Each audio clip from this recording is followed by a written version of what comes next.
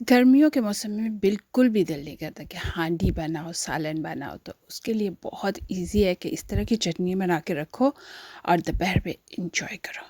तो ये मैंने कीवी और मिंट की पुदीने की चटनी बनाई है और यकीन मानिए बहुत मज़े की है। अस्सलाम वालेकुम, सुमी के चैनल पे आप सबका वेलकम है और आज हम बनाने वाले हैं बहुत ज़बरदस्त चटनी। तो यहाँ मैंने लिए जो इंग्रेडिएंट्स हैं, कीवी लिया है मैंने, पुदीना, धनिया, हरी मिर्चें, लहसुन और प्याज लिया है। तो ये सारी चीज़ें जो है ना मैं काट के ना इसको मिक्सी में डाल दूँगी, ब्लेंडर में डाल दूँगी, जो भी आप कहते हो। मतलब इसको हमने ग्राइंड करना है, आप इसको कूट भी सकते हो जैसे भी दिल करे। तो अगर जैसे पाकिस्तान में बिजली नहीं होती तो आप कूट के भी बना सकते हो, ज़रूरी नहीं है कि आपने ब्लेंड ही करना है। तो ये लीजिए, हमने सारी चीज़ें जो है ना इसमें डाल दी हैं। अब उसमें डालिए नमक, क्योंकि हमने हरी मिर्चें नफ़ डाली हुई हैं इसलिए लाल मिर्च डालने की ज़रूरत ही नहीं थी, इसलिए हम उसी मिर्च से गुजारा करेंगे। अगर लगे कि मिर्च कम है तो आप डाल भी सकते हो, ज़्यादा स्पाइसी खानी हो तो, लेकिन गर्मियों में इतना स्पाइसी नहीं खाना चाहिए। यहाँ हमने डाला है लेमन जूस और फिर उसको हमने अच्छी तरह से इस तरह ना ग्राइंड कर लेना है, अच्छी तरह से बारीक पीस जाए। तो फिर इसमें डाल देना है ऑयल।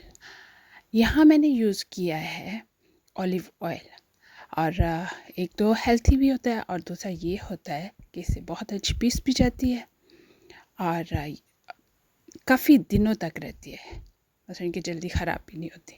तो ये हमने उसको अच्छी तरह पीस के, तो ये देखें हमने अपने बाउल में डाल लिए। तो इसी तरह आप बहुत सारी चटनियाँ बना सकते हैं। मुख्तलिफ़ चटनियों की रेसिपी मेरे चैनल पे आपके लिए है, तो आप ज़रूर बनाएं और गर्मियों में इंजॉय करें और बहुत सारी मुश्किल से बचें और इस तरह की बहुत सारी चटनी बनाएं। तो मिलेंगे न्यू रेसिपी के साथ। अल्लाह हाफिज़। अस्सलाम वालेकुम, सुमी के चैनल पे आप सबका वेलकम है और आज हम बनाने वाले हैं जी बहुत ही मज़ेदार और बहुत ही इजी सी कैबेज करी। तो आजकल गर्मियों का मौसम है और अच्छी अच्छी फ्रेश जो है ना वो सब्ज़ियाँ मार्केट में आ गई हैं, तो इसलिए अच्छी अच्छी फ्रेश सब्ज़ियाँ बनाएं। फ्रेश सब्ज़ी का टेस्ट ही आपको पता है एक डिफरेंट होता है, तो बनाएं और इन्जॉय करें। और ये लिए हमने कैबेज को हमने काट लिया इस तरह से। तो साथ हमने ले लिए आलू, हरी मिर्चें, अदरक, हरा धनिया और प्याज को हमने काट लिया इस तरह का, और साथ ही हमने आलू को भी छील लेना है। आलू छील के तो फिर इनको काट लेना है स्लाइसेस में, पहले वॉश कर लें अच्छी तरह से, तो फिर इसको इस तरह से काट लेना है। तो जी फिर हमने डाल दिया है देचकी में प्याज और लहसुन डाल के हम इसको अच्छी तरह से पकाएंगे। ब्राउन नहीं करना, लाइट ब्राउन होने तक ही हमने पकाना है। तो फिर हमने डाल दिया उसमें नमक, मिर्च, हल्दी पाउडर, तो डाल के फिर थोड़ा थोड़ा पकाएंगे। साथ मैंने डाल दी थी टमाटो पेस्ट। अगर टमाटो पेस्ट ना हो तो आप आराम से फ्रेश टमाटो ऐड कर सकते हो। तो आप देख सकते हो कि मैंने आलू इस साइज़ के काटे हैं। तो ये मैंने आलू भी ऐड कर दिए। तो अब आलू डाल के ना इनको अच्छी तरह से भूनूंगी, बहुत ज़्यादा नहीं, क्योंकि जब मैंने कैबेज डालनी है फिर भी पकाना है। तो ये है कि अच्छी तरह से इसको मिक्स करूँगी ताकि नमक मिर्च वगैरह हर चीज़ मसाला इसके साथ लग जाए। तो अब हमने डाल दिया इसमें कैबेज, और साथ मैंने अदरक डाल दिया था, जब पोटैटो डाले थे ना अदरक भी ऐड कर दिया था। तो ये कैबेज डालिए और कैबेज डाल के भी हम अच्छी तरह से पकाएंगे। जब हम कैबेज डालते हैं ना तो तब लग रहा होता है कि वाह इतनी ज़्यादा कैबेज है, पता नहीं क्या होगा, नमक मिर्च कम ना हो। लेकिन जब थोड़ी देर पकती है ना तो कैबेज खुद ही डाउन हो जाती है। तो ये देखें बहुत नाइस सी कैबेज जो है ना वो पक रही है। तो अब मैंने डाल दिया इस पर कसूरी मेथी।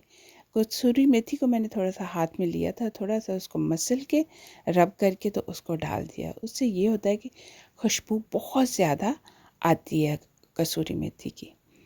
तो अब मैंने इसमें थोड़ा सा पानी डाला है, क्योंकि वेरी ड्राई सब्ज़ी है तो साथ लगने का भी डर होता है देचकी में। तो इसलिए हल्का सा पानी जो है ना उसको ज़रूर लगा लें।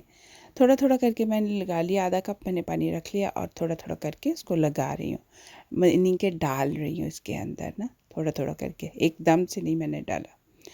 तो बहुत अच्छी बन गई है। ये देखिए आलू मैंने चेक कर लिए, तो आलू देखिए कितना अच्छी तरीके से गल गया, कैबेज भी गल चुकी है, रंग देखिए बहुत ज़बरदस्त है। तो बहुत टेस्टी सी तैयार हो गई है। तो इसको आप रोटी के साथ खा लें या नान के साथ खाएं या सैलड के साथ खा लें। तो ये वैसे भी सैलड ही है।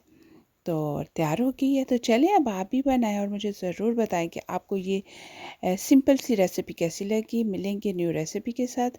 अल्लाह हाफिज़।